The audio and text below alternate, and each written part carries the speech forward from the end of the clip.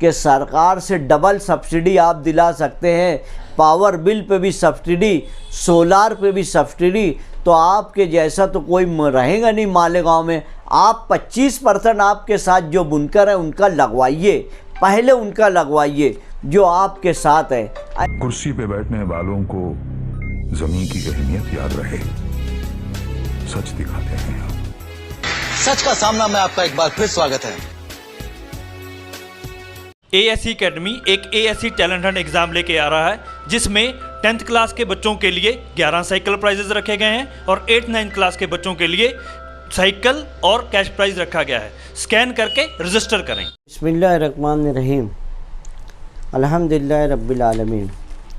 अभी मैं यूट्यूब पर देखा कि शेख आसिफ के करीबी साथी जो ऐसा मशवरा मुफ्ती मोहम्मद इस्माइल कासमी साहब को दे रहे थे कि आपको कुछ कानूनी बात नहीं समझे तो शेख आसिफ मशवरा देने को तैयार हैं।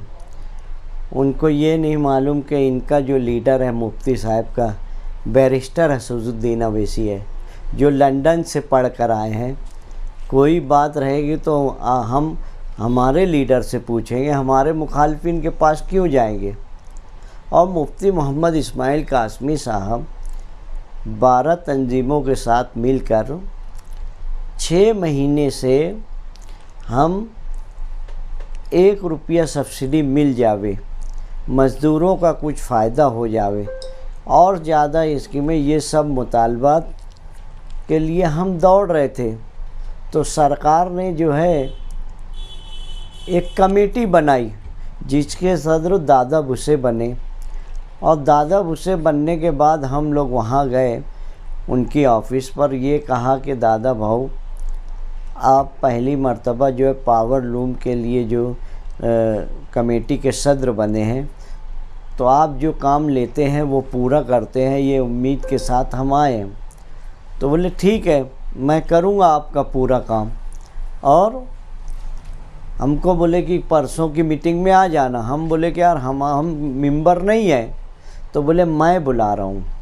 इसलिए हम उनके बंगले पे गए मुंबई में, और उनकी गाड़ी में बैठकर हम मीटिंग में हाजिर थे और बहुत सारे मुतालबात रखे। इच्चल करंजी के जो एक से मिले थे वो उनको बात समझ में आई, और सरकार की तरफ से अजीत दादा पवार ने 2.5 साल पहले, यानी जिस दिन बने थे उसके 2.5 साल पहले महाविकास अघाड़ी के फाइनेंस मिनिस्टर थे, और वो हॉल में खड़े होकर ये कहा था 27 HP के ऊपर 75 पैसा हम एक्स्ट्रा सब्सिडी देंगे। और 2.5 साल हो गया था, उसके बाद तक का ये कुछ नहीं किए। और ये शेख आसिफ और ये बोलते हैं कि अजीत दादा पवार ने मीटिंग ली और उसमें रखा। अगर इतना ही पावर था तो 2.5 साल पहले हमको 1 रुपया सब्सिडी एक्स्ट्रा मिलना था। ये उस वक्त तो क्यों किए? क्यों उस वक्त से 2.5 साल तक का बुनकरों का नुकसान किए?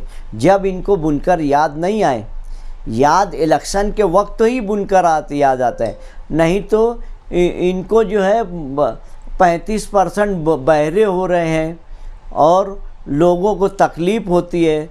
हर चीज़ का जो है बुनकरों के ख़िलाफ़ ये जो है स्कीम बनाते थे। सोनिया गांधी से बुलवा दिया कि 35% मालेगांव शहर में पावर लूम की आवाज़ से बहरे हो रहे हैं। ये बुनकर दुश्मन थे। आज इनको मालूम पड़ा कि यार बुनकर की वोट के बगैर तुम इक़्तिदार में नहीं आ सकते, तो आज बुनकर करने लगे हैं। और अभी मीटिंग में ये बोले कि 75% बुनकर जो है तरक्की नहीं चाहते। ठीक है भाई, 25% आपके साथ है, आप उनको सोलार लगा दीजिए, सोलार सिस्टम।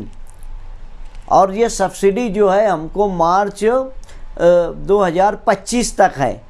अब हम हुकूमत बनेगी, हमको दिखेगा कि क्या पॉलिसी बनाना है।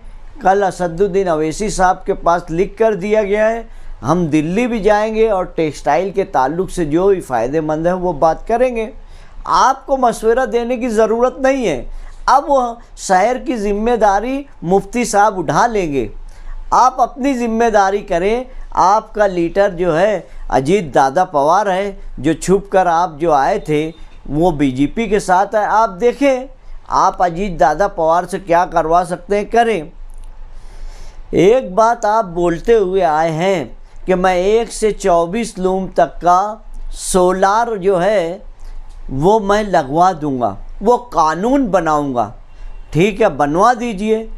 हमारी सोलार की जो कॉस्टिंग है वो 3.5 रुपया यूनिट बैठती है और हमको जो है पावर का दाम उसका ही है, तो बुनकर तो ऐसे ही लॉस में है। अगर आप जो है बोलते हैं कि मस्जिद में जो धोखा दे रहे हैं आप, GR में मदरसा लिखा हुआ है, मस्जिद नहीं लिखी है, वहाँ फ्री में लगवाए ना, तो यहाँ पर भी लगवा दीजिए। आप जो है अजीत दादा पवार साहब से करवाइए, स्कीम करवाइए। कोई भी स्कीम हो, सेंट्रल की हो या स्टेट की हो, सबसे पहले इचलकरंजी में इस्तेमाल की जाती है, क्योंकि मालेगांव शहर मजहबी शहर है। ये ना ब्याज देने का सोचता है ना ब्याज लेने का सोचता है, और सरकार की हर स्कीम में ब्याज ज़रूर आता है। इसलिए हम बहुत ज़्यादा फ़ायदा नहीं उठाते हैं। यही बात हमने स्मृति ईरानी साहिबा के पास रखा था, तो उस वक्त उन्हें जो एक पॉलिसी पास की थी यार्न बैंक की, और हमको बिना ब्याज का मालेगांव शहर के लोग, बहुत सारे लोग वो रुपया लिए, 40-40 लाख रुपया लिए, चाहे जितना लिए, बहरहाल लोगों ने 2-2.5 साल जो है बिना ब्याज का पैसा इस्तेमाल किया। ये स्कीम हमारे मजहबी तौर से हमारे पास है। अगर आपके पास आपकी ताकत है कि सरकार से डबल सब्सिडी आप दिला सकते हैं, पावर बिल पे भी सब्सिडी, सोलार पे भी सब्सिडी, तो आपके जैसा तो कोई रहेगा नहीं मालेगांव में। आप 25% आपके साथ जो बुनकर है उनका लगवाइए, पहले उनका लगवाइए जो आपके साथ है। ऐसी गुजारिश मैं शेख आसिफ साहब से करता हूं, जो उनको साथी ने अभी बाइट दिया है। आप धोखा देकर कोई स्कीम ना लाएं, क्योंकि मस्जिद अल्लाह का घर है। अल्लाह ताला बोलता है कि पहले तू अपने घर का देख, फिर मेरी घर की फ़िक्र करना। मैं किसी से भी काम ले सकता हूँ, ये अल्लाह ताला का जिम्मेदारी है। इसलिए आप धोखा देकर मदरसे की स्कीम को मस्जिद में ना लगवाएं, लोगों की नमाज ना ख़राब करें। मैं ऐसी गुजारिश करता हूँ, या जिनको ऐसा लगता है कि गवर्नमेंट को धोखा देकर मस्जिद में चीज़ें इस्तेमाल कर सकती, तो अपने अपने उलमाए किराम से मशवरा कर लें। शरण हराम है, नाजायज़ है, ये बात ध्यान रखिए।